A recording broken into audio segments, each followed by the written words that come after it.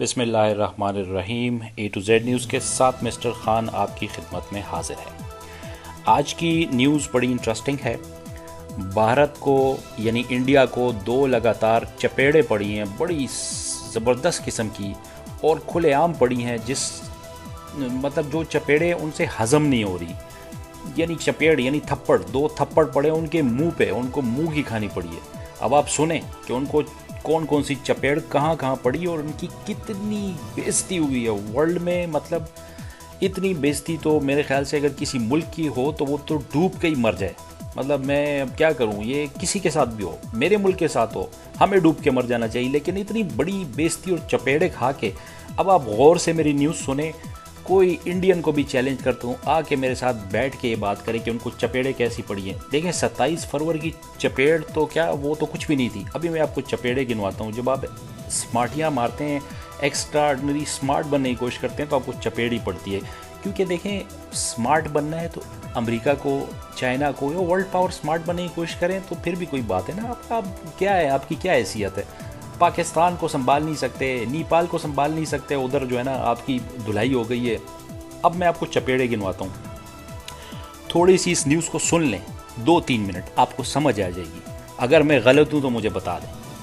पहली बात, जब आप आजकल इंडिया की मीडिया ने एक बात मशहूर कर दी है कि जनाब तालिबान जो है ना वो बस ईद के बाद इंडिया पे हमला कर रहे हैं, और हमारे भी मीडिया वाले माशाल्लाह इतनी ज़बरदस्त लोग हैं मीडिया के कि वो भी कह रहे हैं कि हमला हो रहा है। मैं कह डूब के मर जाना चाहिए। मतलब कोई अपनी स्ट्रेटजी इतनी ऐसी बताएगा, कमाल की बात है। तालिबान ने जनाब रशिया को शिकस्त दे दी थी, ठीक है, बहादुर लोग हैं। अमेरिका को भी आलमोस्ट शिकस्त दे चुके हैं, अभी वो नेगोशिएशंस पे आ गए हैं, हार तो वो मानते नहीं हैं। तो अब तालिबान जो है ना अपने आप को इस्टेब्लिश कर रहे हैं, अपनी यूनिवर्सिटीज़ मांग रहे हैं, कॉलेजेस मांग रहे हैं, सारा कुछ मांग रहे हैं। तो अभी उन्होंने इंडिया पे हमले मतलब कैसे करने, उनके पास कोई मिसाइल हैं कि उनके पास कोई जहाज़ हैं क्या, मतलब किस तरह हमले करेंगे? चलो मैं आपको अभी लुबेलब बताता हूँ कि बात को चपेड़े कैसे पड़ी हैं। प्लीज़ सुने गौर से। हुआ ये कि तालिबान और अमेरिका के मुज़ाकरात शुरू हुए।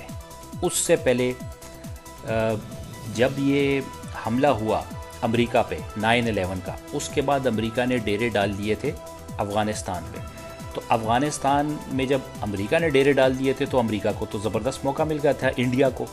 इंडिया ने 12 कैंप्स बनाए हैं, 12 कैंप्स।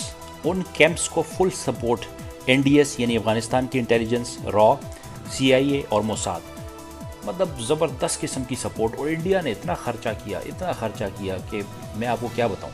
वो सारी सबूतों के साथ ISI ने पूरी दुनिया को बता दिया हुआ है और उसमें कोई शक नहीं है, सबको पता है।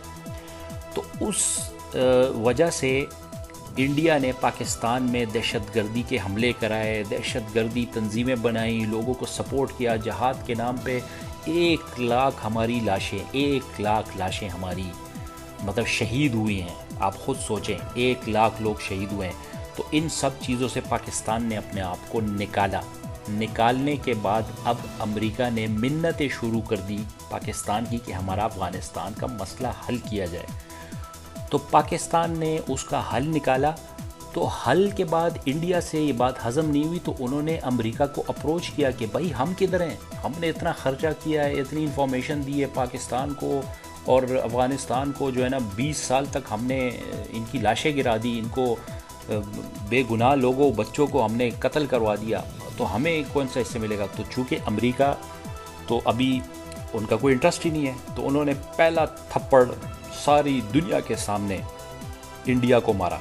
उन्होंने कहा कि भाई आपका शौक़ है तो तालिबान से ख़ुद मुज़ाकरात करें, हमें डिस्टर्ब ना करें, हमारे ताल्लुकात सेटल हैं और उसमें सबसे बड़ा किरदार पाकिस्तान ही अदा कर सकता है और हमने अब ये मामला सेटल करना है।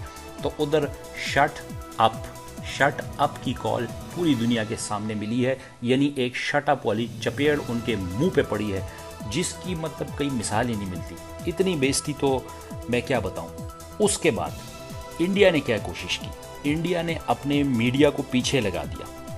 तो अब अब्बास सटकज़ई तालिबान के हेड है, लीडर हैं। इंडिया की मीडिया उनके पीछे पड़ गई कि भाई इंडिया का क्या रोल होगा, आप मुज़ाकरात में, पीस टॉक में इंडिया को शामिल करेंगे कि नहीं। अब सुने पूरी दुनिया के सामने उन्होंने क्या कहा। पूरी दुनिया के सामने उन्होंने इंडिया को सीधा सीधा मुंह पे एक तालिबान से भी मतलब इतनी नीचे चले गई इंडिया के तालिबान से भी चपेड़े खाने पे मजबूर हो गई है। अब चपेड़ सुने, उनकी मीडिया के सामने बैठ के कह रहे हैं कि जब से ये अमेरिका अफ़गानिस्तान में आया है तो इंडिया ने अफ़गानिस्तान के साथ वो रोल किया है जो कि एक गद्दार करता है। मतलब पूरी दुनिया के सामने उनको गद्दार कहा हुआ है। मतलब अब इससे ज़्यादा बेइज्जती, यानी ये तो किसी की भी हो जाए तो वो डूब के वैसे ही मर जाए, तो अब इंडिया को चाहिए कि डूब के मर ही जाए। दूसरी बात, सीधी सी बात बता रहा हूँ कि इन हरकतों की वजह से आज इंडिया, यकीन करें, अकेला रह गया है और बेइज्जती पे बेइज्जती हो रही है। और ये कश्मीर इनको लड़ेगा, ये कश्मीर इनको बहुत बुरी तरीके से लड़ेगा, इनको अंदाज़ा नहीं हो रहा। लेकिन कश्मीर से बड़ा प्रॉब्लम आजकल इंडिया पे जो आया हुआ है वो है मोदी का, और मोदी ही काफ़ी है, जो कि मुझे लगता है, पर्सनली मुझे लगता है ये ISI का कोई एजेंट है और गया हुआ है इंडिया को, और इंडिया को तबाह करके ही छोड़ेगा। तो आज की न्यूज़ है।